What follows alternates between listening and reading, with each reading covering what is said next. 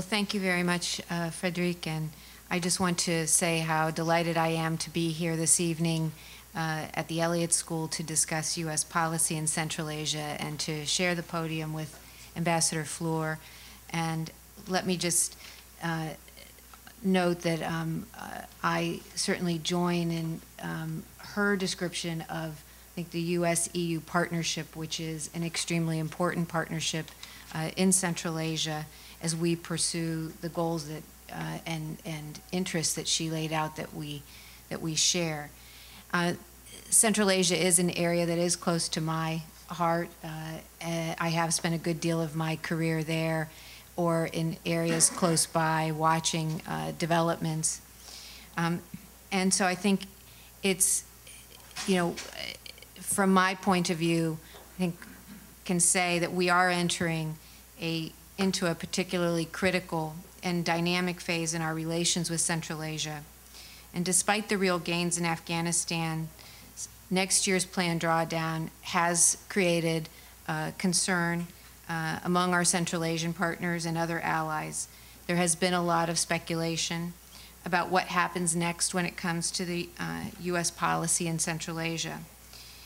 And what it comes down to is that, yes, the United States involvement in Afghanistan is drawing down, but particularly the military involvement, but the diplomatic and strategic engagement with Central and South Asia is stronger than ever.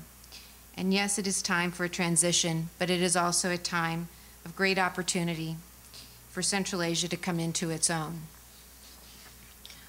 One of the issues I'd like to address today is the myth that our interest in the region begins and ends with Afghanistan. Our foreign assistance programs aim to build capacity of Central Asia on many fronts to address transnational threats, build infrastructure and connectivity necessary for regional economic development and cooperation, and provide space for civil society groups, rule of law, and human rights concerns. We use a combination of diplomatic engagement and bilateral and multilateral assistance to achieve these objectives. That said, there is no doubt that security in Central Asia writ large is a key strategic interest for the United States and, of course, for the countries that make up this region. We continue to expand our cooperation with Central Asian nations to strengthen border security and combat transnational threats.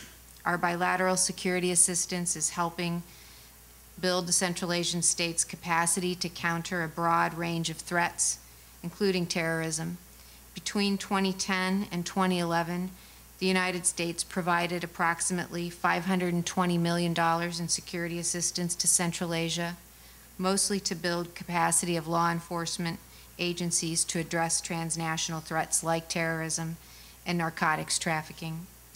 The Northern Distribution Network is, of course, vital to the advancement of security objectives in Afghanistan and beyond, but it also stands as a reminder of what is possible when we can put differences aside and work toward common goals and strategic objectives.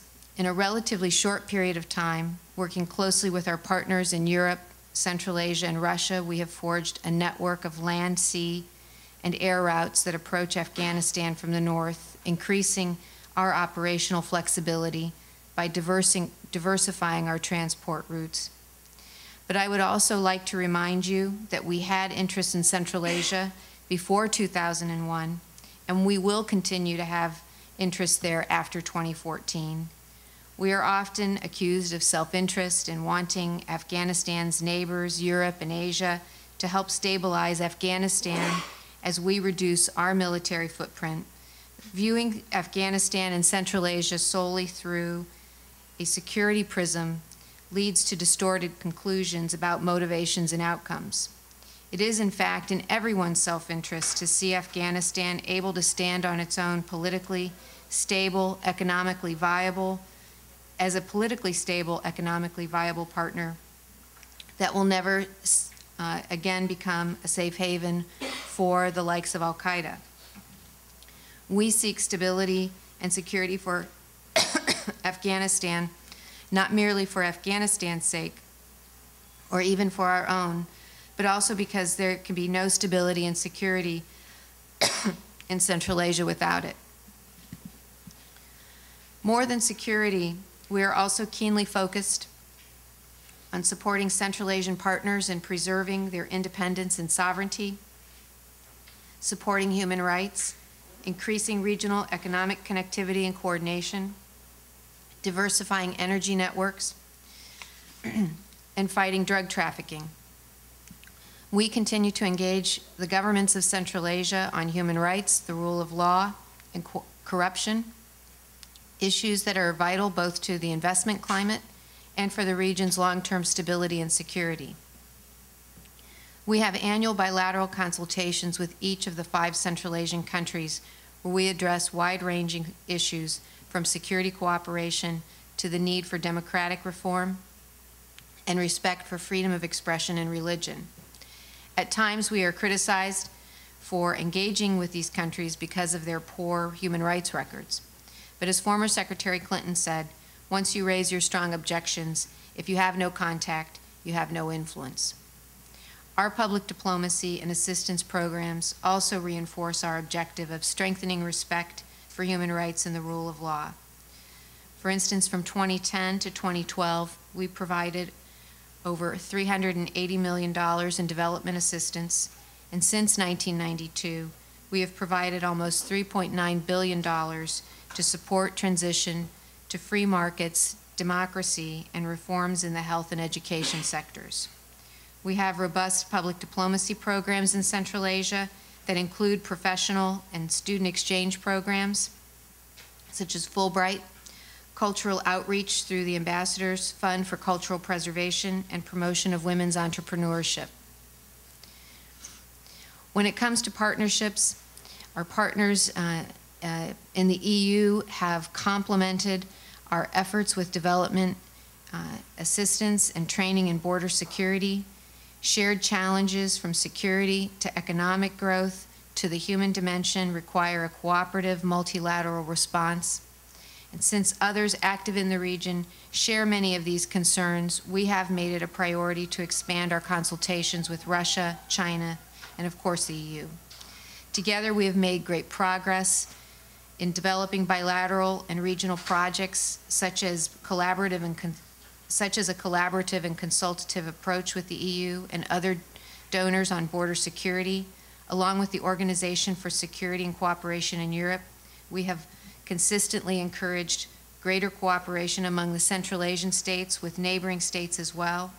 And since 2009, OSCE programs have provided specialized training for border, customs, and security officials from across Central Asia, the wider OSCE region, and Afghanistan, help train the region's next generation of leaders, contributing to the development of a stronger regional identity, and have also facilitated legal trade between Afghanistan and Tajikistan by building capacity and developing relationships between Tajik and Afghan entrepreneurs. The United States applauds this multifaceted approach to border security and regional trade. Looking ahead, today in Afghanistan, 3 defining transitions are underway: a major security transition with the U.S. drawdown in 2014, a political transition with elections in April 2014, and an economic transition. Skeptics may see this as one more opening for renewed regional rivalry or even for another great game, but we see prospects for a great gain for Central Asia and all of the countries that partner with it. The New Silk Road, like its namesake from antiquity, is a set of regional transit and economic networks which build increased connectivity between the countries of Central and South Asia. The momentum building around the New Silk Road and the regional cooperation that underpins it has the potential to fundamentally change the trajectory of this vital part of the world, linking it with the markets of both the East and the West. The NSR vision, the organizing concept for the United States approach to Central Asia going forward, is built on this idea of regional connectivity as a driver of prosperity and a breaker of barriers. We envision a future of more efficient border controls, transnational energy infrastructure, and private sector engagement and investment, And with improved infrastructure connections such as roads, bridges, electrical transmission grids, and railways, goods and services and people can move much more freely within the region and beyond. Cooperation on energy also offers tremendous opportunity. As we look just regionally, there is a sweet spot in aligning countries with energy deficits. Pakistan, 30% electricity deficit, India's 50% natural gas shortfall, and those with surpluses, Turkmen gas, Kazakh oil and gas, and the vast hydroelectric potential in Kyrgyzstan and Tajikistan. The Turkmen, Afghanistan, Pakistan, India pipeline, which will connect energy supplies in Turkmenistan with markets in South Asia, can transform the region. And a Trans-Caspian pipeline could deliver Turkmen gas across the Caspian to Azerbaijan, from there into the southern corridor now being developed and onto Europe. With more energy infrastructure, investment, and jobs linking these economies, the ripple effects of transformed lives and livelihoods has the potential to lift the global economy. This idea of regional connectivity is not pie-in-the-sky idea. TAPI today is much closer to reality than many had thought possible. There is significant progress in the accession of the Central Asian states to the WTO and transit agreements like the Kyrgyzstan, Tajikistan, Afghanistan cross-border transport agreement under the auspices of the Central Asia Regional Economic Cooperation Program and Afghanistan-Pakistan Transit Trade Agreement are all cases in point of the potential in the region.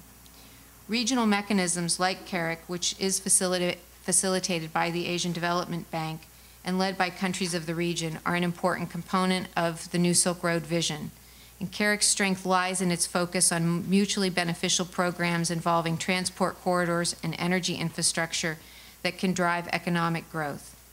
As of 2012, CARIC, which includes China, Afghanistan, and Pakistan, has contributed over $20 billion in more than 100 projects to the 6 corridors that traverse Central Asia, 3 which link the hubs of Europe and the Russian Federation with East Asia, and 3 which link South Asia and the Middle East.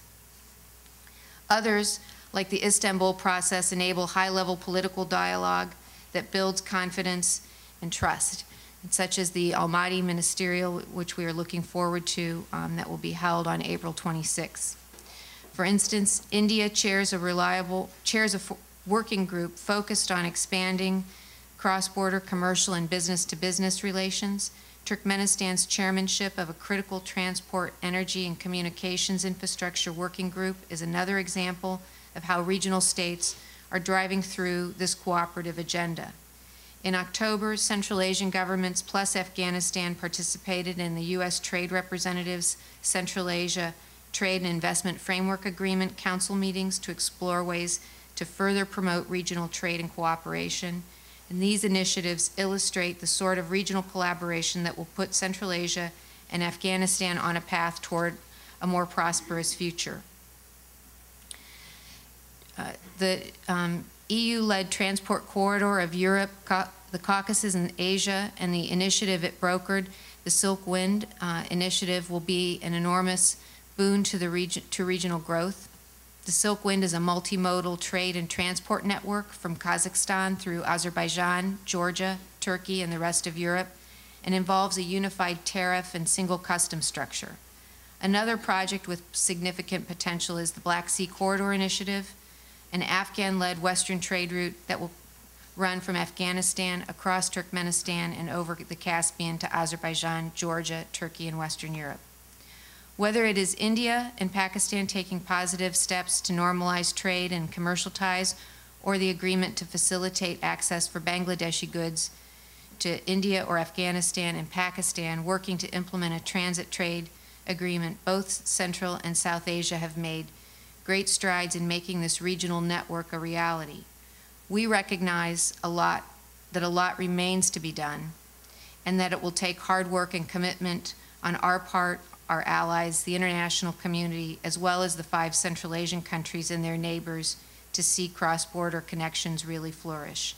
The good news is that Afghanistan's neighbors from Central to South Asia have already demonstrated their support and leadership on a range of initiatives that will enhance both security and regional economic cooperation.